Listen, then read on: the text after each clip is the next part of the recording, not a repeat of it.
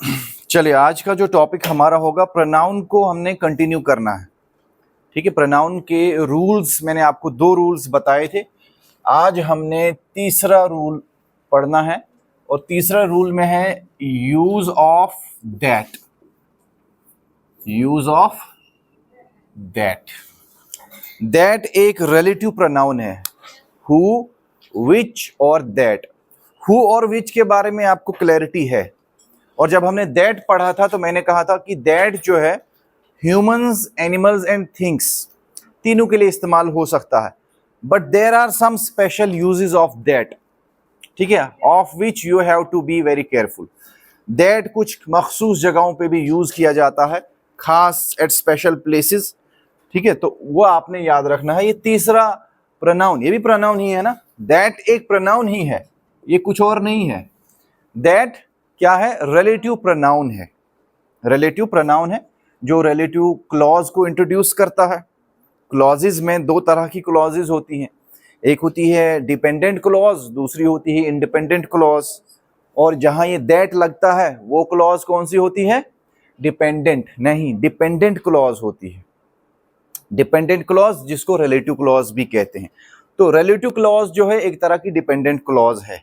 ठीक है, किसी दिन हम क्लॉजेज के ऊपर, ये अलग टॉपिक है, इसको अलग से पढ़ना पड़ेगा। क्लॉज क्या होता है, कितनी तरह की क्लॉजेज हैं, ठीक है, उन सभी क्लॉजेज को समझना पड़ेगा। नाउन क्लॉज क्या होती है, एडजेक्टिव क्लॉज क्या होती है, एडवर्ब क्लॉज क्या होती हैं, या एडवर्बियल भी कहते हैं। सो इनको पहचानना जरूरी है, बिकॉज इस तरह के सेंटेंसेस भी हम लिखते हैं या बोलते हैं। तो चलिए दैट के ऊपर आते हैं कि दैट कैसे कैसे और कहाँ कहाँ यूज होता है। तो इसके भी मैं आपको 3 डिफरेंट यूजेस बताऊंगा दैट के लिए। सबसे पहले दैट जो है इसको हम ए करेंगे, नंबर 3 है और पॉइंट ए है। ठीक है, that we use it after superlative degrees. Superlative degree, after superlative degree of adjective. Adjective की सुपरलेटिव डिग्री के बाद, मैं आफ्टर भी लिख लेता हूं, after superlative degree of an adjective. Clear? अगर आप एडजेक्टिव यूज कर रहे हैं और एडजेक्टिव की कौन सी डिग्री? सुपरलेटिव डिग्री क्या होती है? What do you infer from this word superlative? कभी सुना है पहले? हाँ, देखो, एडजेक्टिव्स की डिग्रीज होती है। एडजेक्टिव क्वालिटी बताने के लिए, समझ आई, गुण बताने के लिए या खामी बताने के लिए इस्तेमाल किया जाता है, तो इसकी डिफरेंट डिग्रीज होती है। फॉर एग्जाम्पल, जैसे गुड एडजेक्टिव है, इसका दूसरी जो डिग्री होती है, पहली वाली डिग्री को पॉजिटिव कहते हैं, सेकंड स्टेप पे आएंगे तो कंपैरेटिव डिग्री होती है, और इसका थर्ड जो स्टेप है सुपरलेटिव डिग्री होता है। Good, better, best. समझ आई? Good, better, best. जैसे वर्ब फॉर्म्स आप पढ़ते हैं ना, डिफरेंट फॉर्म्स होती हैं, एडजेक्टिव्स की भी 3 फॉर्म्स होती हैं। ठीक है, जब हम इसको कंपैरिजन करेंगे, गुड, पॉजिटिव, बेटर, जब 2 लोगों के बीच में कंपैरिजन करना हो तो कंपैरेटिव डिग्री का इस्तेमाल होता। जब कंपैरिजन बहुतों में किया जाए तो सुपरलेटिव डिग्री का यूज किया जाएगा। For example, you are the best student of my class, और सुपरलेटिव में द भी यूज किया जाता है। सुपरलेटिव डिग्री में डेफिनेट आर्टिकल द भी यूज किया, यू आर द बेस्ट। ठीक है, समझ आई? द बेस्ट कौन सी डिग्री है? तो जब भी सुपरलेटिव डिग्री वाले एडजेक्टिव्स आप यूज करेंगे, तब आपने क्या यूज करना है? दैट यूज करना है हमेशा, ये रूल है। ठीक है, समझ आई? सुपरलेटिव डिग्री में आपने हमेशा दैट यूज करना है। फॉर एग्जाम्पल मिस्टर, ठीक है, मिस्टर करीम, फॉर एग्जाम्पल, ठीक है, कोई भी नाम हम ले लेते हैं। ठीक है, mister Karim is the most honest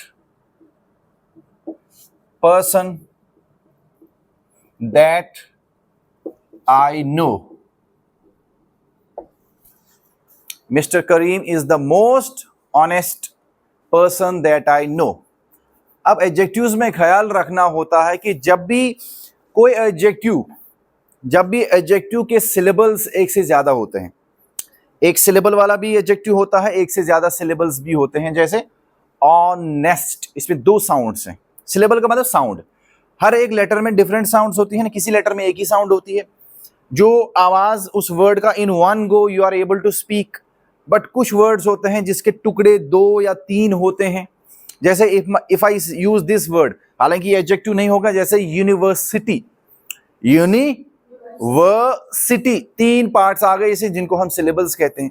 so words के भी टुकड़े होते हैं, पार्ट्स होते हैं, साउंड्स के डिफरेंट हिस्से होते हैं। क्लियर? जहां वर्ड ब्रेक होता है, जब एडजेक्टिव के भी डिफरेंट पार्ट्स होंगे, सिलेबल्स होंगे एक से ज्यादा, तो तब उसमें मोर और मोस्ट का यूज किया जाता है उसकी डिग्री चेंज करने के लिए। तो हर डिग्री के लिए आप जैसे गुड, बेटर, बेस्ट अलग अलग नहीं होते हैं, लेकिन एक से ज्यादा सिलेबल वाले एडजेक्टिव्स में क्या यूज किया जाता है? More and most. जैसे इंटेलिजेंट, 3 सिलेबल आ रहे हैं, ठीक है। इंटेलिजेंट का बताओ कंपैरेटिव डिग्री क्या होगा? More intelligent and most intelligent, यही बनेगा। अब इसको इंटेलिजेंटर और इंटेलिजेंटेस्ट नहीं बोला जाएगा, कई बहुत से एडजेक्टिव्स में ये ER और EST यूज किया जाता है, समझ आइए। जैसे गुड, बेटर, ER और ST आ रहा है लास्ट पे, बेस्ट ER, ठीक है, BER, ER और ST, EST एंड पे यूज किया जाता है। वैसे भी एडजेक्टिव चेंज होते हैं, बट नॉट ऑल। तो वो एडजेक्टिव जैसे हैंडसम, मोर हैंडसम और most handsome, beautiful, more beautiful, most beautiful. अब इसको ब्यूटीफुलर और ब्यूटीफुलेस्ट नहीं बोला जाएगा, क्योंकि इसमें एक से ज्यादा सिलेबल्स आ रहे हैं, तो इसका ख्याल रखना। इसीलिए ऑनेस्ट भी जो है, इसके साथ भी द मोस्ट यूज किया जाएगा। मोर एंड मोस्ट ऐड करना है ऐसे एडजेक्टिव्स में आपने। अब क्या यूज किया? पर्सन, whom I know नहीं लगाया मैंने, that I know लगाया। तो यहां तो whom का भी इस्तेमाल किया जा सकता है, राइट, क्योंकि whom people के लिए यूज किया जाता है, but here you can use that। Mr. Kareem is the most honest person that I know, यहां that यूज किया जाएगा। सुपरलेटिव डिग्रीज के जितने भी सेंटेंसेस आएंगे और वहां पर अगर आपको रिलेट करना है, ठीक है, किसी पर्सन को या थिंग को, उसके लिए that आपने यूज करना है। क्लियर? इसका बी पार्ट देखिए, दूसरा रूल, अगर इफ द वर्ड ऑल, अगर वर्ड ऑल जो है किसी चीज के लिए यूज हो रहा हो, right, if the word all is used for a thing,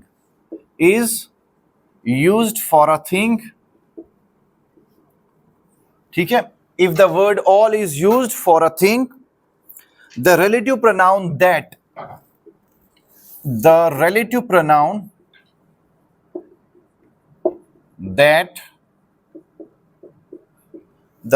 pronoun that is used after it,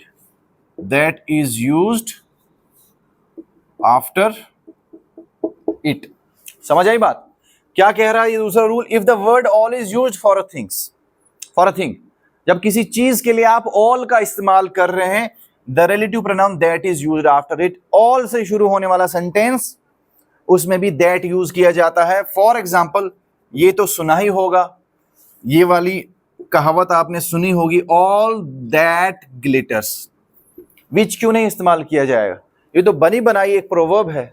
all that glitters, कभी सुना है इसे? नहीं सुना। All that glitters is not gold. अब ये ऑल जो है थिंग के लिए इस्तेमाल किया जा रहा है, तो इसके बाद हमेशा आपने दैट ही यूज करना है। जब भी ऑल किसी, हाँ, हर चमकती चीज सोना नहीं होती, राइट। इसका मतलब है अपीयरेंसेस आर समटाइम्स डिसेप्टिव, कि जो जैसा दिखता है वो वैसा होता नहीं है। अपीयरेंसेस आर डिसेप्टिव, याद रखना, मतलब धोखा भी लग सकता है। इसलिए कहते हैं all that glitters is not gold. यहां ये ऑल जो है वर्ड क्या है? ऑल क्या है? किस तरह का प्रोनाउन है ना? ऑल प्रोनाउन, मैं प्रोनाउन की बात कर रहा हूं, ठीक है। ऑल क्या है? प्रोनाउन है। दैट भी प्रोनाउन ही था। अब ऑल किसके लिए यूज किया जा रहा है? थिंग के लिए यूज किया जाएगा, कि हर चमकने वाली चीजों के लिए इस्तेमाल किया जा रहा है ना, वस्तुओं के लिए ऑल। लेकिन ऑल पीपल के लिए भी यूज होता है। लेकिन जब ये ऑल थिंग्स के लिए यूज किया जा रहा हो, बिकॉज देखो इज नॉट गोल्ड, गोल्ड आ रहा ना आगे, यानी चीजों वस्तुओं की बात हो रही है, तो हमेशा ऐसे जुमले में आपने दैट ही यूज करना है। All that glitters is not gold, ठीक है, समझ आई। all the money that I gave her has been spent. For example, all the money, अब ये पैसे के लिए यूज किया जा रहा है, तो पैसा क्या है, ये भी थिंग्स में ही शुमार होता है. All the money that I gave her has been spent. यानी जितना पैसा मैंने उसे दिया सब खर्च कर चुकी है. ठीक है. All the money that I gave her, तो ध्यान रखना कि इसके बाद भी that he, all the money that. ठीक है. all से शुरू होने वाले जितने सेंटेंसेस आएंगे, बट ख्याल रखना कि वो सेंटेंस थिंग के लिए इस्तेमाल हो रहा, मतलब ऑल उसमें थिंग के लिए इस्तेमाल हो रहा हो, तब आपने उसके बाद दैट ही लगाना है. ऑल द मनी विच का इस्तेमाल नहीं करेंगे. क्या यूज करना है, दैट. प्रेफरेबली दैट यूज किया जाएगा, हालांकि विच भी यहां पर सूट करता है, लगा सकते हैं, but you have to give preference to that. ठीक है. दैट विच पे हावी होगा, आपने दैट ही यूज करना है, क्योंकि प्रोवर्ब में भी ऑल दैट ग्लिटर्स, तो यहां अगर ऐसा होता तो यहां पर भी विच ही लगा ली, all which glitters, because things के लिए तो विच का इस्तेमाल होता है, लेकिन दैट लगा हुआ है, तो इसका आपने ख्याल रखना. ऑल दैट ग्लिटर्स, या फिर all the pens that I gave him, जितने भी पेन्स मैंने उसे दिए, all the pens that I gave him are new, वो सब के सब नए हैं. क्लियर. ऑल द पेन्स, यहां ऑल किसके लिए यूज किया जा रहा है, थिंग्स के लिए, पेन्स के लिए, तो पेन भी एक चीज है. तो याद रखना है कि जब ऑल जो है थिंग्स के लिए इस्तेमाल किया जा रहा हो सेंटेंस की शुरुआत में, क्लियर, तो तब आपने उसके बाद जो रिलेटिव प्रोनाउन यूज करना है दैट का ही इस्तेमाल करना है. Bear this thing in mind. Clear. भूलेगा तो नहीं, ये रूल्स याद रखने हैं. पहला रूल क्या था कि सुपरलेटिव डिग्री में जब भी सुपरलेटिव आपके सेंटेंस में आएगा, you need a relative pronoun. जोड़ने के लिए, क्लॉजेस को जोड़ने के लिए रिलेटिव प्रोनाउन की जरूरत पड़ती है, तब आपने क्या यूज करना है, दैट यूज करना है. We always use that. Clear. आसान है ना, कोई मुश्किल नहीं है. चलिए मिटा देते हैं. कितने पॉइंट्स हो गए, 2 पॉइंट्स. यहां से नीचे लिखूंगा नहीं मैं, और ये मिटने में भी जल्दी हो जाएगी. इतना सा मिटाएंगे, थोड़ा थोड़ा लिखेंगे और उतना ही मिटाएंगे, क्योंकि ज्यादा लिखने में टाइम ज्यादा लगेगा, सो वो थोड़ा बोरिंग लगता है. क्लियर. इसे फटाफट, और आपको साथ साथ नोट करना है. ठीक है. ये नहीं कि that you will be given separate time. मैं अच्छे से बताता हूं, रिपीट करता हूं, आराम से उतना टाइम में देता हूं जितना आपको समझने के लिए जरूरत होती है. राइट. दूसरा पॉइंट अब है सी पार्ट. तीसरा हम नुक्ता डिस्कस करते हैं दैट के इस्तेमाल के लिए, कि that as a relative pronoun कब, कहां, कैसे इस्तेमाल किया जाता है. ठीक है. The third point is the relative pronoun, मैं रिलेटिव के लिए REL लिख लेता हूं. The relative pronoun that is used after the following words. अगर आप अपने सेंटेंसेस में ये वाले वर्ड्स इस्तेमाल कर रहे हैं जो मैं लिखने जा रहा हूं, इन वर्ड्स के साथ भी हमेशा दैट ही यूज करना है. वो वर्ड्स क्या हैं, वो ये वाले वर्ड्स हैं. एनी. ठीक है. ऑल तो पहले आ गया, वो भी लिख लेते हैं. Any, all, everyone. Any, all, everyone. या फिर not, none, no, none. Alright. Nobody. Clear. Much, little, the same, the few,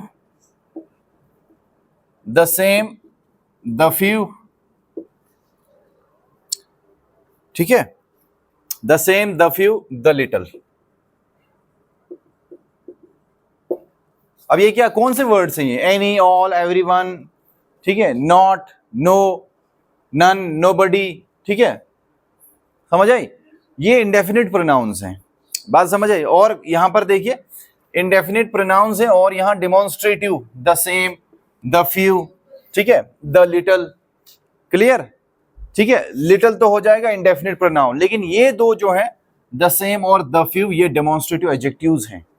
in words को आपने याद रखना। इन वर्ड्स के साथ इसमें कुछ इंडेफिनिट प्रोनाउंस हैं, जैसे मच है, लिटिल है, हमने पढ़ा था, नोबडी, समबडी, एनीबडी पढ़े थे, ये इंडेफिनिट प्रोनाउंस हैं। यानी इंडेफिनिट प्रोनाउंस और डेमोन्स्ट्रेटिव एडजेक्टिव्स दो आते हैं, ये द सेम और द फ्यू। इन वर्ड्स के साथ हमेशा आपने दैट का ही यूज करना है। वी ऑलवेज यूज दैट जब भी हमारे जुमलों में ये वर्ड्स होंगे। हमारे सेंटेंसेस में जब इन वर्ड से शुरुआत की जाएगी, एनी है, ऑल है, एवरीवन है, यानी याद रखना कि इंडेफिनिट प्रोनाउंस अगर सेंटेंस में आ रहे हैं तब हमेशा दैट ही यूज किया जाएगा। For example my father has given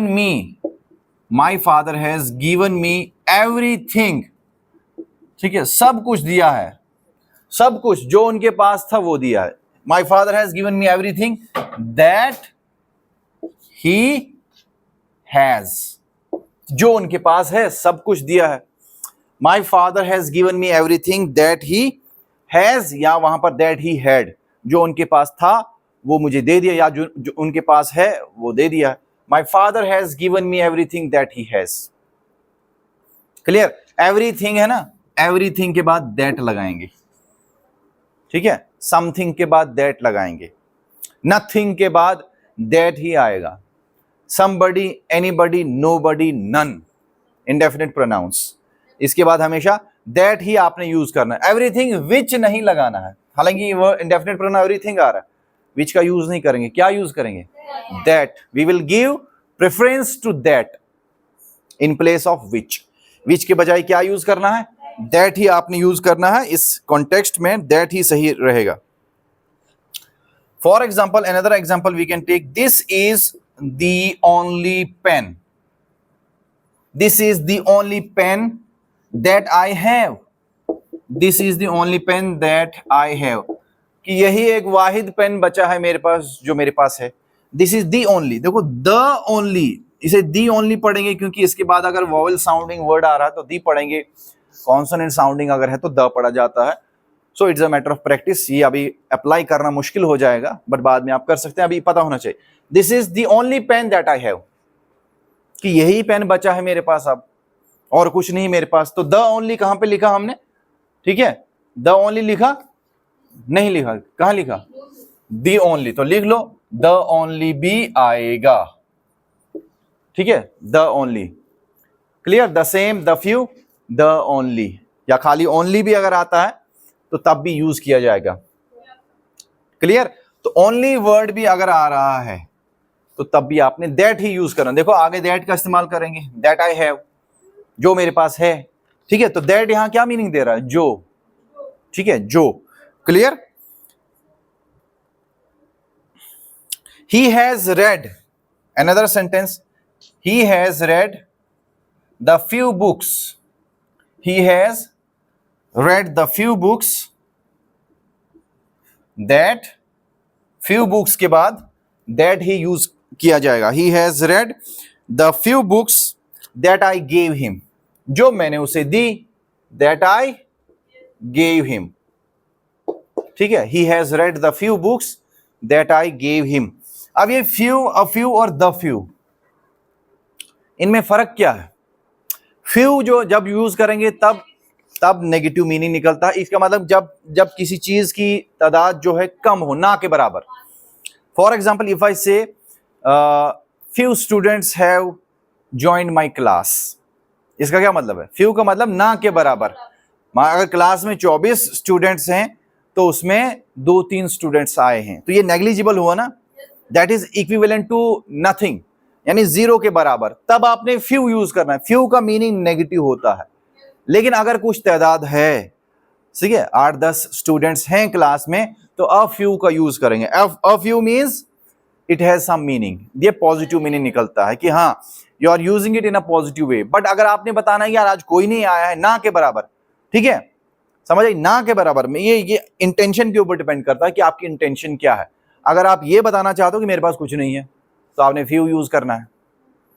ठीक है, कि ना के बराबर, राइट? समझ आई? इसी तरीके से लिटिल, अ लिटिल और the little, I have little money, इसका क्या मतलब है कि मेरे पास ऐसा नहीं है, इसका मतलब नहीं है आई हैव लिटिल मनी, ठीक है, I can not give you any money.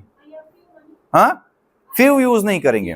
Money uncountable, देखो फ्यू काउंटेबल के लिए यूज किया जाता है, फ्यू और फ्यू और द फ्यू काउंटेबल नाउन के लिए यूज किया जाएगा। लिटल, अ लिटल और द लिटल ये एडजेक्टिव्स हैं। ये क्या है? Few, a few, the few. अभी नहीं पढ़े आपने ये वर्ड्स, ये अगले टॉपिक में आएंगे, उसमें पढ़ेंगे। Few, a few, the few, little, a little, the little. अभी सारे वर्ड्स यूज होते हैं, लेकिन यहां जिक्र आया तो इतना पॉइंट में अभी बता देता हूं कि फ्यू, अ फ्यू और द फ्यू में, ठीक है। फ्यू मतलब नेगेटिव कनोटेशन, नेगेटिव मीनिंग ना के बराबर, ठीक है। जब आपने ना कहना हो तो फ्यू आप कह दो, सिंपली नो के बजाय फ्यू का इस्तेमाल किया जाएगा, ठीक है।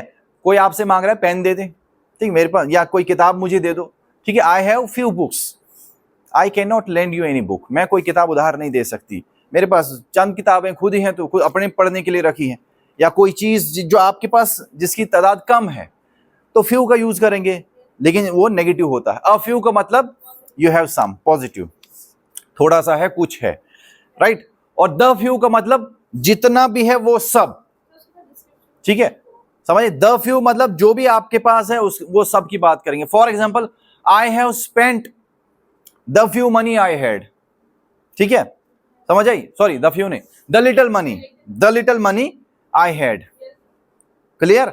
द फ्यू तो उसके लिए यूज किया जाएगा, but money here is treated as uncountable. जैसे बाल हैं, we can not count them, but अगर हम नंबर लगा लें इसके साथ, ठीक है, 4, 5, 6, 7, 8, तो तब इसमें आप प्लूरल यूज कर सकते हैं, हेयर की जगह हेयर्स का इस्तेमाल किया जा सकता है, ठीक है। 5 ग्रे हेयर्स, लेकिन जनरली आप हेयर्स यूज नहीं करेंगे, clear. Few, a few, the few, clear. ये बाद में दोबारा भी पढ़ना है, तो इस तरीके से हमने क्या यूज करना है, दैट यूज करना है ऐसे सेंटेंसेस में।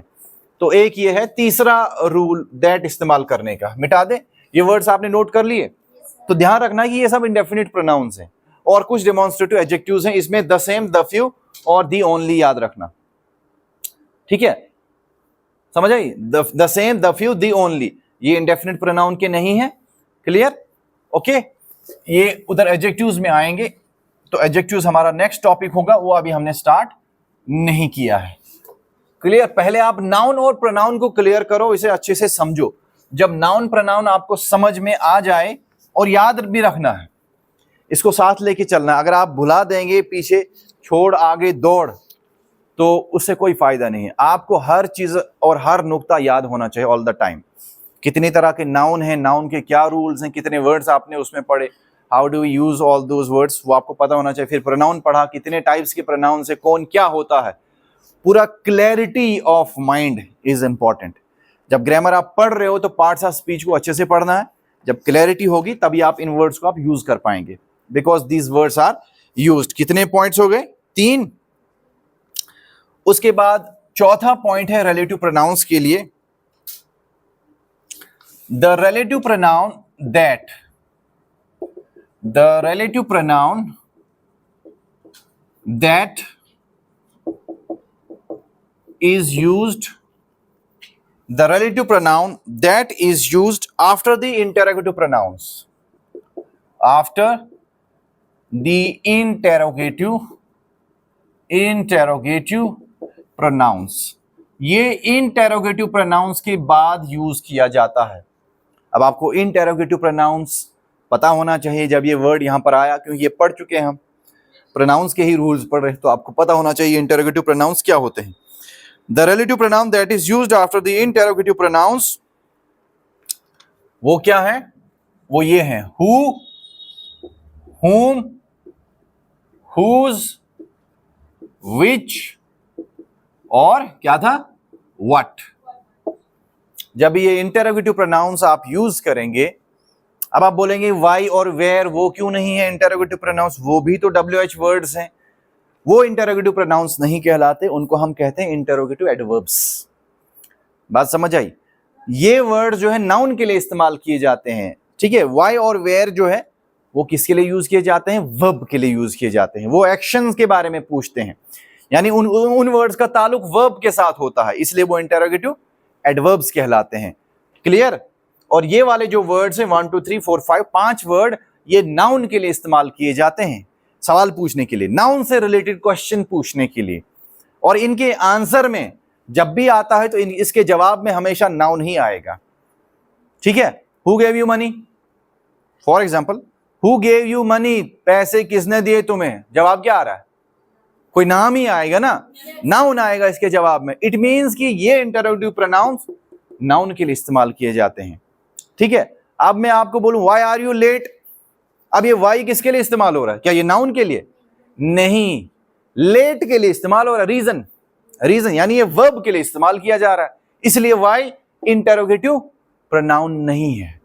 ठीक है, वो क्या है, वो क्या हो जाता है, ठीक है, एडवर्ब हो जाता है, इंटरोगेटिव एडवर्ब। क्लियर, हु, इससे सवाल आएगा ना माइंड में कि सर यही क्यों लिखिए, WH तो और भी है, व्हेन भी है, व्हेन वेयर व्हाई, वो क्यों नहीं। यू गॉट माय पॉइंट, क्योंकि वो नाउन के लिए इस्तेमाल नहीं किए जाएंगे। क्लियर, समझ आई। who, whom, whose, which और what, the relative pronoun that is used after the interrogative pronouns। In interrogative pronouns के बाद क्या यूज करेंगे, that यूज करेंगे। और that क्या है, that एक relative pronoun है। For example,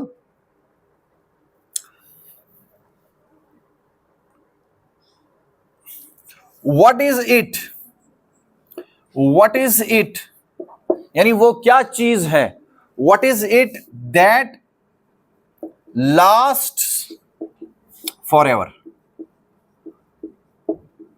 and then we use an interrogative mark at the end of the sentence because WH, ठीक है, इससे जो भी स्टार्ट होने वाला वर्ड है वो सवाल होता है, तो प्रश्न चिन्ह लगाना जरूरी हो जाता है। Clear, what is it that lasts for ever, what is it that lasts for ever, word से शुरू हो रहा है। क्लियर, तो इसके बाद हमेशा दैट यूज करेंगे जब आप इसमें दो क्लॉज इस्तेमाल करें। वो क्या है जो हमेशा के लिए रहता है, सवाल है, what is it that lasts for ever, question है, तो क्या यूज करेंगे, what is it which lasts, who lasts या हुम लास्ट्स। ठीक है, क्या यूज करेंगे, इन सभी प्रोनाउंस में से, इंटरोगेटिव प्रोनाउंस में से दैट ही सुटेबल है। What is it that lasts for ever, ठीक है, what is it that is required to increase vocabulary, वो क्या है कि जो जिसकी जरूरत है अपनी शब्दावली को इंप्रूव करने के लिए। आप ऐसे सेंटेंसेस कोशिश करना बहुत सारे लिखने की, और आप लिख सकते हो, मैंने एक जुमला लिखा आप 10 लिख सकते हैं इसी सीक्वेंस में। व्हाट इज इट, ठीक है, व्हाट इज इट दैट, आगे चेंज कर देना, ठीक है, व्हाट इज इट, अब सोचना है क्या बात कहें इसमें, तो आप लिख सकते हैं। ठीक है, तो अगर हम यहां ये एक्टिविटी करने बैठे अभी तो इसमें बहुत टाइम कंज्यूम हो जाएगा, ये आपने खुद करना है। अपने दिमाग से पूछिए कि सर ने अगर एक सेंटेंस लिखा है हमें 10 बनाने इसके, तो उसी से आपका स्पोकन स्किल्स इंप्रूव होगा, क्योंकि आपके माइंड ने ये प्रैक्टिस कर ली, इस तरह के जुमले बना लिए, तो यही सेंटेंसेस बाद में स्पोकन में इस्तेमाल किए जाते हैं। ठीक है, what is it that is disturbing you, क्या है जो आपको परेशान कर रहा है, what is it that is disturbing you, है ना, बन गया। तो ऐसे बहुत से sentences you can frame a lot of sentences. ठीक है, whose is this house, whose is this house, ये घर किसका है। ठीक है, दैट लुक्स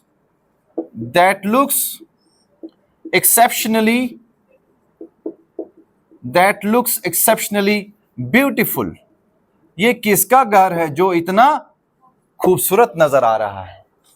ठीक है, दैट यूज किया, whose is this house, that looks, house के बाद तो विच इस्तेमाल होना चाहिए था, लेकिन हमने विच इस्तेमाल नहीं किया, we gave our preference to that. यही रूल है, आपने दैट को प्रेफर करना है, विच को नहीं। उसूल कहता है कि यहां विच भी यूज किया जा सकता, अगर मतलब पीपल एंड थिंग्स और एनिमल्स के लिए अगर हु और विच ही था, फिर दैट की क्या जरूरत थी, ये दैट क्यों, इसका जन्म क्यों हुआ। तो इसके भी कुछ स्पेशल पर्पसेस हैं, हालांकि बहुत सी बुक्स में आपको मिलेगा कि दैट जो है ऑप्शनल है। दैट क्या है, ऑप्शनल, आप इधर ही यूज करो या उधर, दोनों में इस्तेमाल किया जाएगा। And even for abstract ideas and feelings, वहां भी दैट ही सुटेबल होता है।